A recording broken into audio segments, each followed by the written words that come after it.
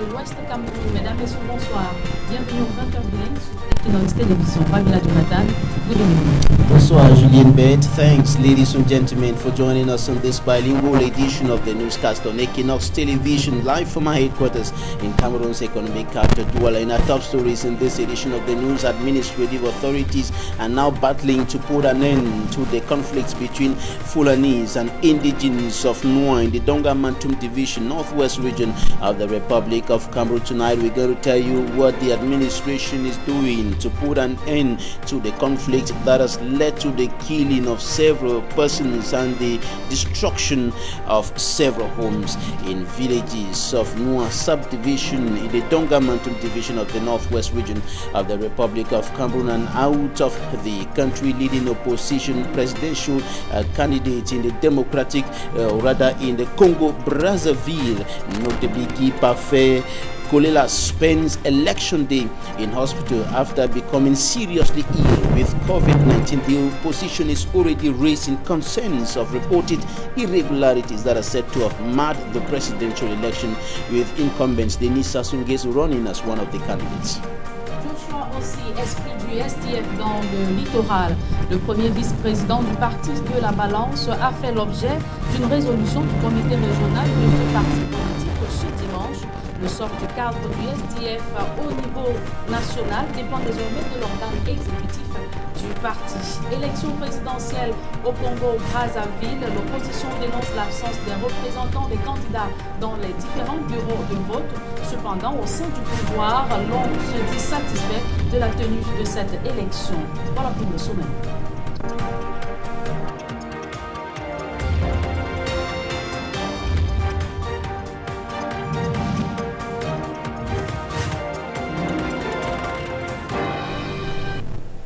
Une fois encore, bonsoir mesdames et messieurs, merci de nous recevoir chez vous.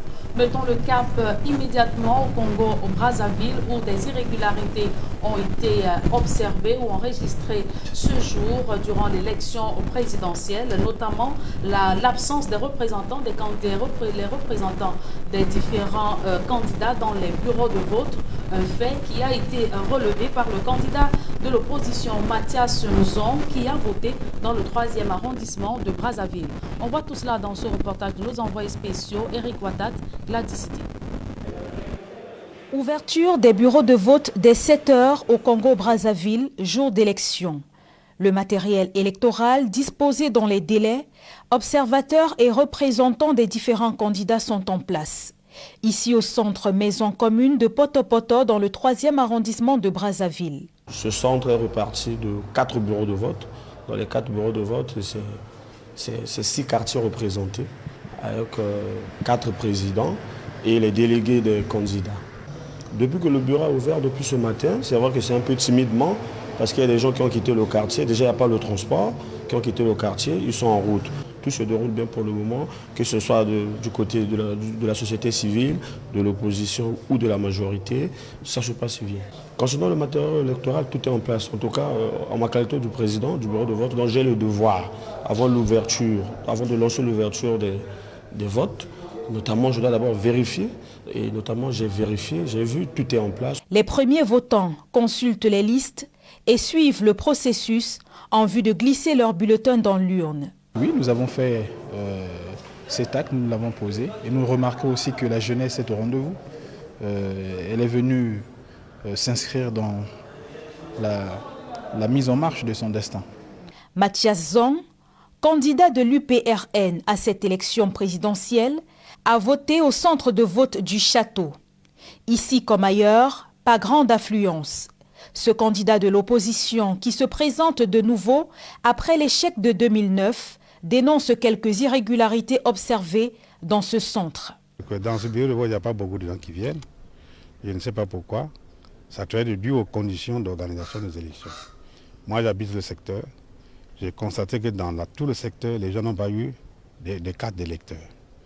C'est ce matin qu'on a tenté de venir déposer chez moi, simplement parce que j'ai appelé le président de la commission électorale indépendante pour lui dire, mais enfin, quelle est cette histoire? Moi, je suis candidat, je n'ai pas de carte d'électeur. Il m'en a envoyé, on m'attend encore une, et avec tous mes enfants. Mais les autres n'ont pas reçu. Et dans tout le pays, c'est comme ça. Il y en a qui n'ont pas reçu les cartes d'électeurs parce que On a commencé le vote avec les listes de 2017, ce qui est anormal, alors qu'on a fait un enrôlement en 2021, y compris la révision des listes électorales. On a envoyé les délégués partout, on les chasse. On ne veut pas du représentant de mon représentant. En Gabé, pareil. Et là, derrière la télévision ici à Brazzaville, il y avait 2 bureaux de vote. Il y a un bureau de vote qui a disparu et l'autre, l'accès est difficile. Vous voyez, et partout, on nous appelle comme ça. À Wenzé, c'était pire. Ce n'est pas sérieux, on ne peut pas faire comme ça. Pour cette journée d'élection au Congo-Brazzaville, les véhicules de transport en commun n'ont pas circulé.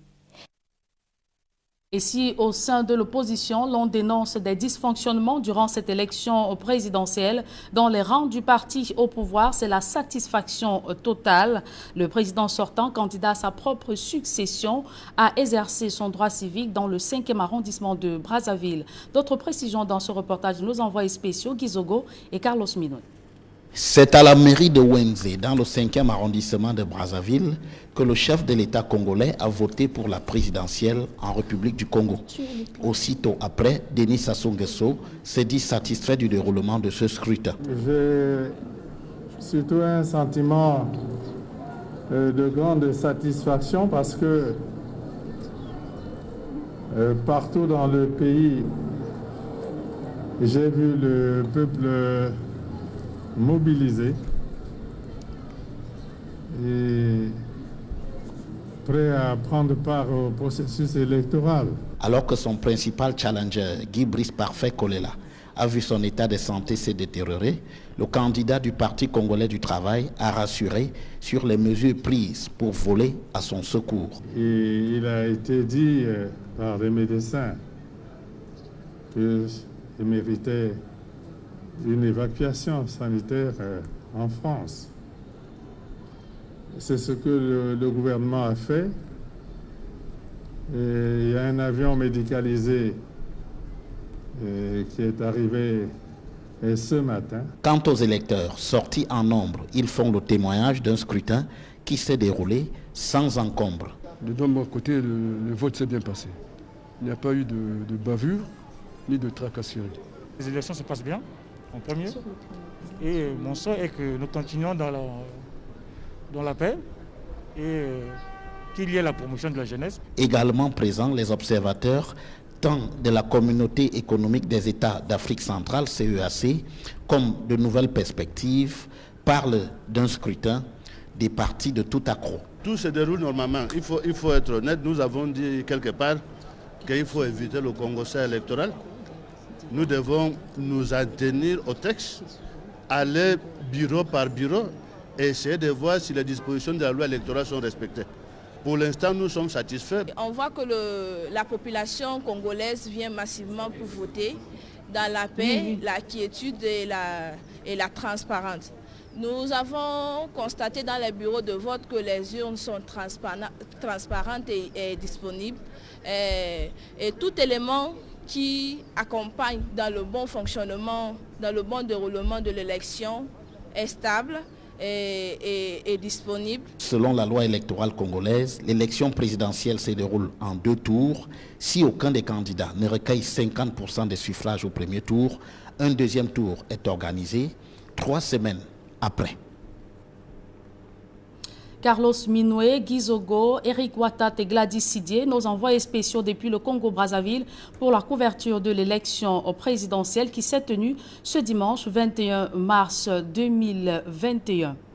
Sur le plan national, le Social Democratic Front accuse son membre de s'être auto-exclu de la coordination régionale en signant une pétition commune avec des députés du RDPC, le parti au pouvoir. La question était à l'ordre du jour du NEC régional extraordinaire tenu ce dimanche dans la ville, ici à Douala. D'autres précisions dans ce reportage de Théophile Tchounke, Jean-Paul Chouniat. Après la résolution du comité exécutif national du SDF, sommant l'honorable Joshua aussi de retirer sa signature de la pétition d'un groupe de députés camerounais adressée au Congrès américain le 17 février dernier, c'est au tour de sa famille politique régionale du SDF pour le littoral de se prononcer sur l'acte de son militant, l'honorable Joshua aussi. Nous sommes réunis aujourd'hui pour nous désolidariser de manière fondamentale pour dire que nous n'avons jamais été, nous ne serons jamais un allié du RDPC et nous ne serons jamais une escouade du RDPC comme notre camarade, n'est-ce pas, essaie de faire passer devant l'opinion. La coordination marque son désaccord pour l'acte unilatéral de son membre à s'allier au parti au pouvoir, le RDPC. En signant cette pétition commune avec les députés RDPC, Joshua aussi se serait exclu du parti dans le littoral. Qui s'est mis lui-même en dehors du parti. Ça veut dire qu'il n'est plus militant de la région du littoral pour la simple raison qu'il s'est mis en dehors des statuts du parti. Il s'est mis en dehors du statut du parti qui est, n'est-ce pas, la Bible du parti. Et c'est pour cette raison que nous avons décidé de faire le constat. Pour le président régional du SDF, la réunion extraordinaire de ce 21 mars a pour objectif de constater les égarements de son militant. Ce n'est pas un conseil de discipline. Nous avons fait ce constat-là et le dossier sera acheminé, n'est-ce pas, à l'instance supérieure qui est le comité exécutif national. Le mis en cause, l'honorable Joshua aussi, a réagi faisant savoir que le comité exécutif régional du SDF pour le littoral n'a pas qualité ni compétence pour débattre des questions concernant des membres du NEC, le comité exécutif national. Le premier vice-président du SDF révèle par ailleurs n'avoir pas été convié à ces assises pour donner sa version des faits. Et il convient de rappeler après ce reportage de Jean Pochouniat et Théophile Tchunke que le coordinateur régional du Social Democratic Front dans le littoral est bel et bien Jean-Michel Nitieux. Allons à présent à la découverte du village Echok, c'est à Santhiou dans la région de l'Ouest Cameroun. Cette localité de l'arrière-pays est plongée dans un sous-développement avancé. En plus du manque d'infrastructures sociales de base, son réseau routier est en piteux état. Leclerc Saken.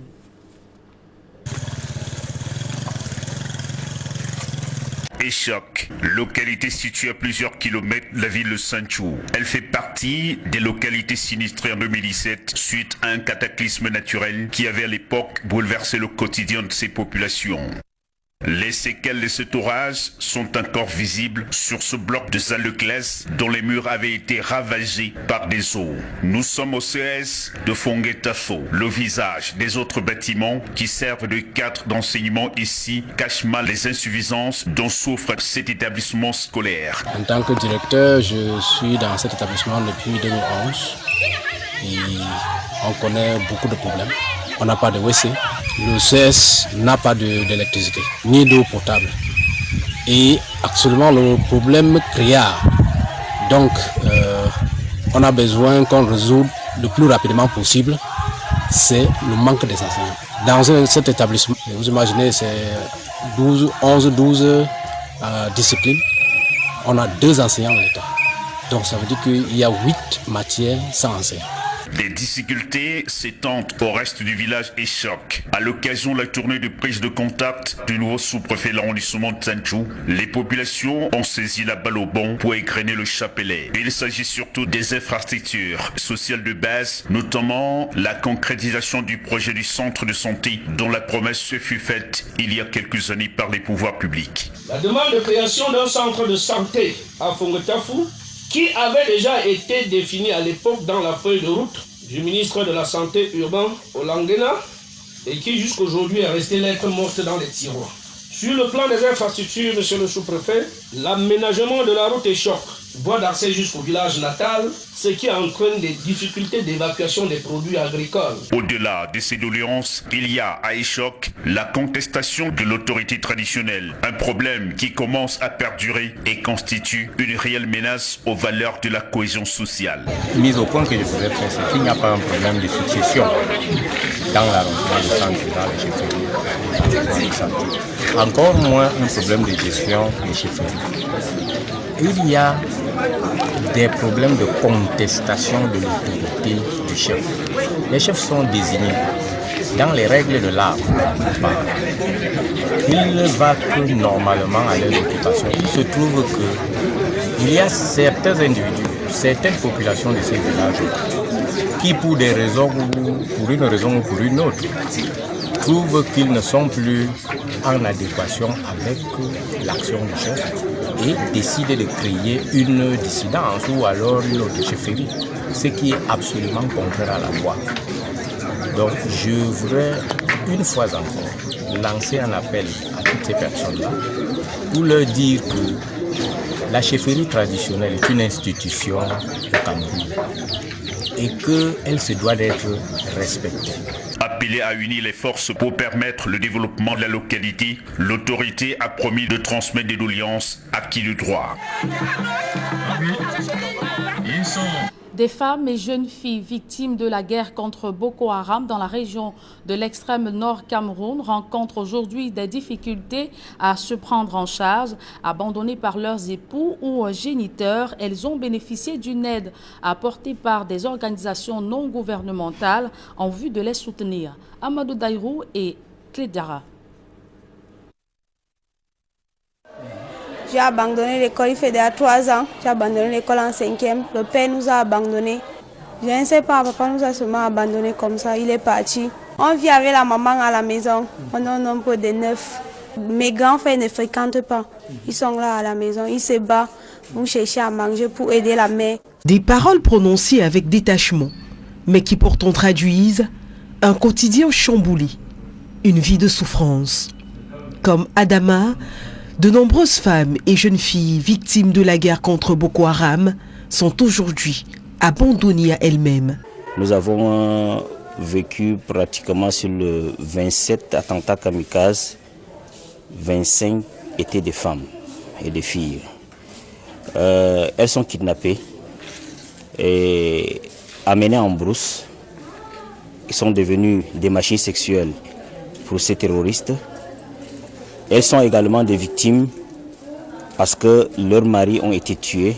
Elles sont restées avec des enfants abandonnés, ne sachant là où aller. Quand le mari ou le géniteur n'a pas été tué, massacré par les terroristes de la secte islamiste, ils sont tout simplement privés de moyens qui les empêchent alors de jouer leur rôle de chef de famille.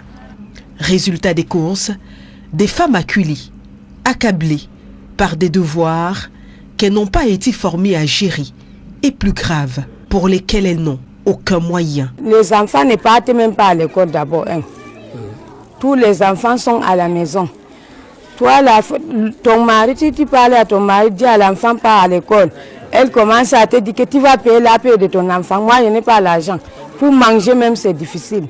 Et le mille est maintenant cher. C'est fort de ce constat que ONU Femmes, en collaboration avec la délégation départementale de la femme et de la famille du Mayo Sava, a entrepris de leur venir en aide. Nous les avons identifiés, nous avons eu à travailler avec elles pour un travail psychosocial. Et après ce travail, nous les avons encadrées, nous les avons formées, elles ont reçu des appuis maintenant de ONU Femmes. Et présentement, elles sont installées sur leur propre compte et elles mènent tranquillement ces activités génératrices de revenus. Plusieurs femmes ont donc été sélectionnées, puis formées à l'élevage, la couture, l'agriculture, les TIC, entre autres, afin de les rendre autonomes. Grâce à l'ONU Femmes, je parviens à élever l'enfant que j'ai. Par rapport à ce que j'ai appris, j'ai aussi les petits miettes. Ceux qui souffrent dans leur foyer, je les encourage à suivre aussi les formations. Une aide que les bénéficiaires ont accueillie à pleine main et avec laquelle elles envisagent de soutenir leurs semblables. Ultime hommage à Bernard Djongan, décédé dans la nuit du 21 au 22 février dernier en France. Les obsèques de ce grand combattant du monde agricole ont eu lieu ce week-end à Bangwa, son village natal. Au nom du chef de l'État, Paul Biya, il a été fait officier de l'ordre de la valeur à titre posthume par le ministre de l'Agriculture et du Développement rural, Gabriel Mbairobi. Voilà qui met un terme à la première partie de ce journal. La seconde est en langue anglaise avec vous, Babila Jonathan. Good evening once again. Thanks, Julien Bet. Beside we begin out of the country in Congo, Brazzaville, and the citizens of that country went to the polls today, voting in presidential election with incumbent Denis Sassou Nguesso aiming to extend his decades-long grip on power in the Central African nation. Sassou Nguesso has accumulated 36 years in office.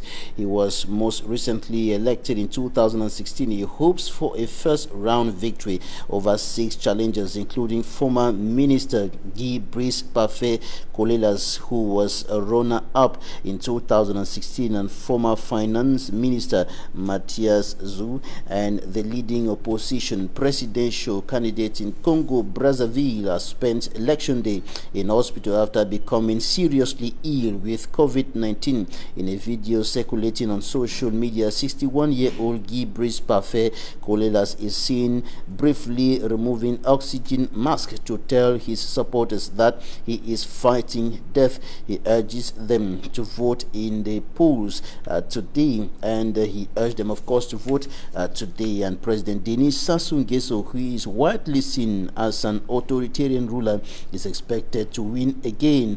Mr. Colelas, who is diabetic, is one of 6 candidates running against Denis Sassou Nguesso, 71-year-old president who has been in power for more than 3 decades. The opposition is already crying foul, raising concerns over irregularities that are said to have marred today's election in the Congo Brazzaville. We shall keep you updated as far as that election is concerned with a special envoy in Congo Brazzaville. Now back home, we talk about the Social Democratic Front, SDF, political party of Chairman Ni John Frundi. The party is going through some crisis after the first vice president of the party signed a letter together with other members of parliament, notably from the ruling Cameroon People's Democratic Movement, CPDM political party, criticizing United States congressmen over the security challenges in the Republic of Cameroon. And according to the members of parliament, and of course including SDF first vice president O.C. Joshua, the members of the U.S. Congress are poorly presenting the situation in the country, misleading the people over the present security challenges in the Republic of Cameroon. And today, some militants of the Social Democratic Front in the littoral region, led by the regional president, held a meeting today to completely dissociate themselves from what is being interpreted in public today as a partnership, or better still, a cohabitation between the Social Democratic Front and the ruling Cameroon People's Democratic Movement. And the regional president of the SDF, Jean-Michel Nincho, clearly stated that he and his collaborators in the littoral region are not part of what Honorable O.C. Joshua, first vice president of the party, did by signing that letter, which has given a wrong message, according to Honorable Jean-Michel Nincho, that the party is cohabiting and collaborating with the ruling Cameroon People's Democratic Movement. And during that meeting, O.C. Joshua was not present. He was absent, and he told us that he was not invited to that meeting of the Regional Executive Committee of the Social Democratic Front in the littoral region of the country. Now to Moa, in the Donga-Mantum Division, northwest region of the Republic of Cameroon, where administrative authorities and other persons, notably elites of the area, now struggling to put an end to a conflict between Fulani and indigenes of some villages of the subdivision. The conflict has seen several persons killed, several persons injured, and many houses burnt down in some of the villages of Moa subdivision. Recently, a crisis meeting took place under the chairmanship of the senior divisional officer of the Donga-Mantum Division in view of finding lasting solutions to that crisis, further worsened by the Anglophone crisis that has been pulling on for close to 4 years, or more than 4 years today. Immaculate Fogoye reports. After the recent killings and destruction of properties carried out by armed Fulanis in Nwa subdivision, Dungamantum division of the Northwest region, the senior divisional officer, Dol Simon Quenti, organized a crisis meeting grouping together some members of the borough community and natives of Nwa. The senior divisional officer sought to know from both parties what triggered the clashes. The first victim. I and my family are victims of separatist attacks. They killed my father and cousin. They equally shot me on the arm. I had to spend 5 months in the hospital. I make 5 months for hospital from Kambi. According to the Fulanis, the continuous attacks carried out by separatist fighters on the Borough community may have instigated the unidentified Fulanis to carry out revenge. Both parties have unanimously decided to fight against the common enemy, who are to be blamed for all the havoc taking place in the area. Sir, our senior divisional officer for Dungamantum, we, the entire Mororo community of Nwa subdivision, doesn't have any problem with the Yamba people in Nwa subdivision. We have been living side by side peacefully. Our problems is the Amba boys who want to. Millions of money have been collected from the Mororo community as ransom. They sometimes take our people to the bush. You have to go and pay 1 million before you can release your loved brother or sister. Both the borrowers and the natives called on the Cameroonian government to come to their rescue by providing a military post in Yamba North so as to curb the illicit procurement of arms. Prevent those entering with arms into the subdivision from neighboring Nigeria. The battalion should be created in Agere, in Funde clan, as it is a hideout for most of these armed groups. My subdivision has not progressed much since 1963. Our borders should be protected to avoid the entry of illegal arms and armed groups from Nigeria. Military personnel should be increased in the various military posts in the subdivision to cope with insecurity. The senior divisional officer on his part called on the entire community to maintain their cultural diversity by carrying out acts that promote peace. The representatives of both communities have agreed to let go of all what happened in the past, considering that both parties incurred human and material losses.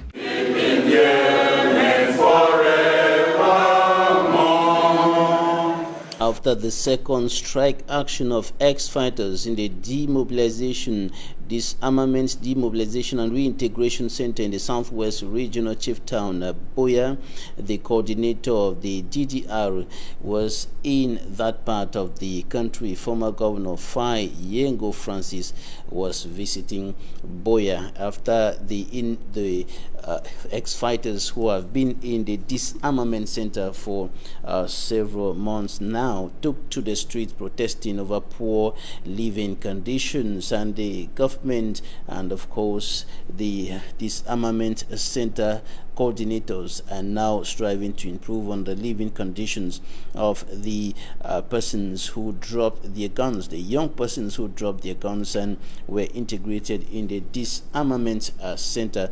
A foundation stone was laid earlier this week for a permanent site of the disarmament center in the Southwest Regional Chief Town, Boya, and former Governor Fai Yengo Francis was there for that purpose. And before his arrival, the ex-fighters are taken to the streets, blocking the road for a second time, complaining over poor living conditions and unfulfilled promises. At the end of his visit to the Southwest Regional Chief Town, former Governor Fai Yengo Francis, national coordinator of the DDR, spoke to Derek Jato. Take a listen to what he said. This project, which is the second of its kind, is to materialize the hand of fellowship which the President of the Republic, His Excellency Bulgaria, stretched to our young brothers and sisters who missed their way by joining the bush to take arms to fight against the state. It is significant. Why? Because they are huge vocational centers. They're not going to come and sit here and eat. It's not a prison, it's not a detention center. They're going to be trained for themselves, free of charge, so that at the end of the process, they could be settled. And we like that they should even settle around the centers, so that together they can create micro enterprises, they can put their hands together and to create enterprises. And why not progress like other big people, big business people that we see. So this is the significance of this project. We're going to do the same thing tomorrow. We already have the land there. In fact, one well-wisher has even put water on that land. So this is a sign that the populations are also helping. The message to the populations is that these children are our children. They are our children. We should do everything for them, whether they are our brothers, sisters, children, wives, to come out of the bush. Because Cameroon is for all of us.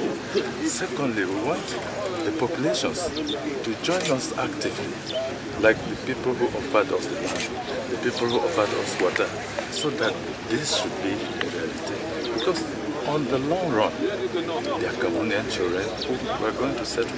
They are Cameroonian families. To the northwest region of the country, a cassava plant in the Babesi in Ngor-Kotunja division is yet to begin functioning about 7 months after the date initially scheduled for it to go operational. With the huge cassava potentials in Ngor-Kotunja division, farmers are appealing for a complete mechanization of the cultivation of cassava. Council officials during a recent session resolved to cancel the project, which they say is supposed to raise income for the payment of a 400 million francs CFA worth loan for the project.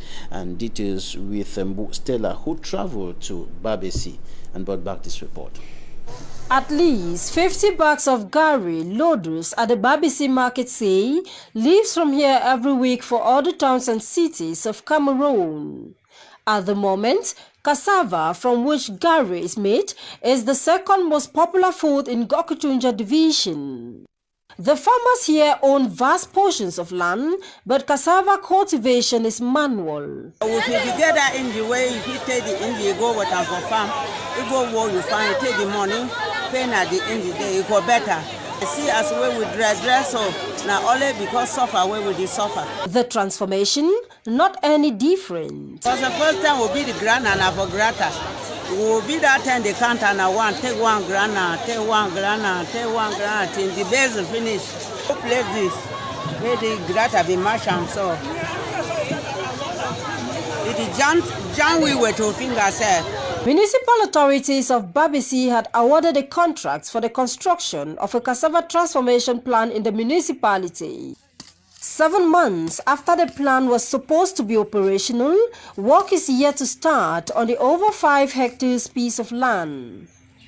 The contractor has done little. Up to now that we are talking, it has been 3 trips of sand deposited at the site. During the administrative account session, councillors of the Babesi Council resolved that the mayor should cancel this contract and re-award it to a more viable contractor.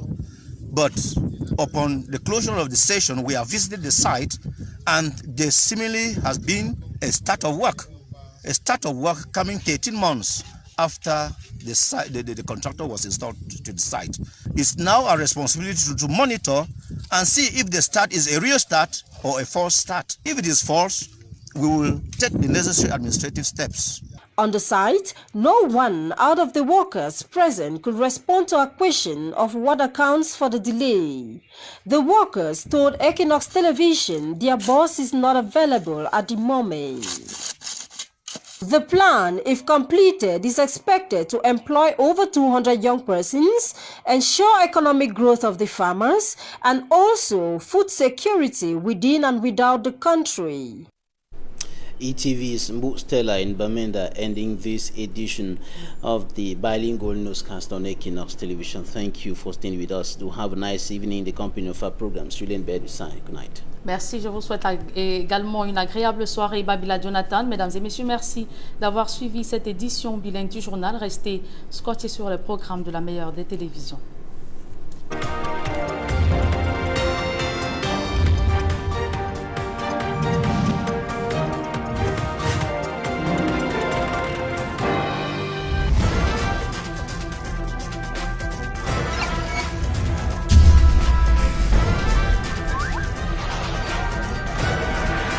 Equinox Télévision, au-delà de l'image, nous rendons compte.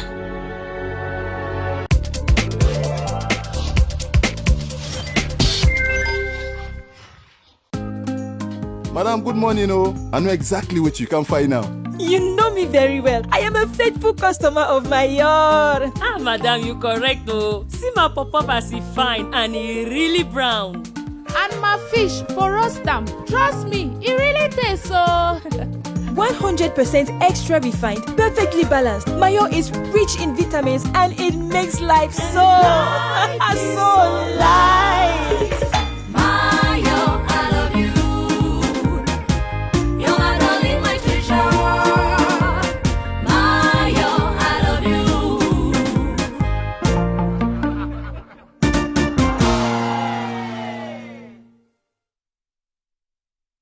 Être imbattable, c'est être prêt à saisir toutes les opportunités. Aller aussi vite que le son. Être exigeant sur la vitesse, la fluidité et la stabilité.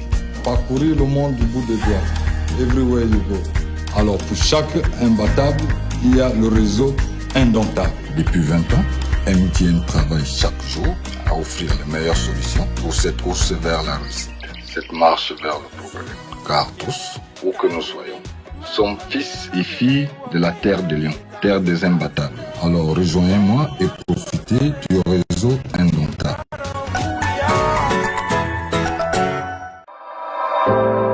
La régionale d'épargne et de crédit a le plaisir d'informer sa clientèle, les opérateurs économiques et l'opinion internationale que les souscriptions aux actions de la régionale SA se poursuivent jusqu'au 26 mars 2021 au prix unitaire de 42 000 francs CFA l'action. Les personnes désireuses de devenir actionnaires sont donc priées de se rendre dans les agences La Régionale SA du Cameroun et du Gabon ou chez des organismes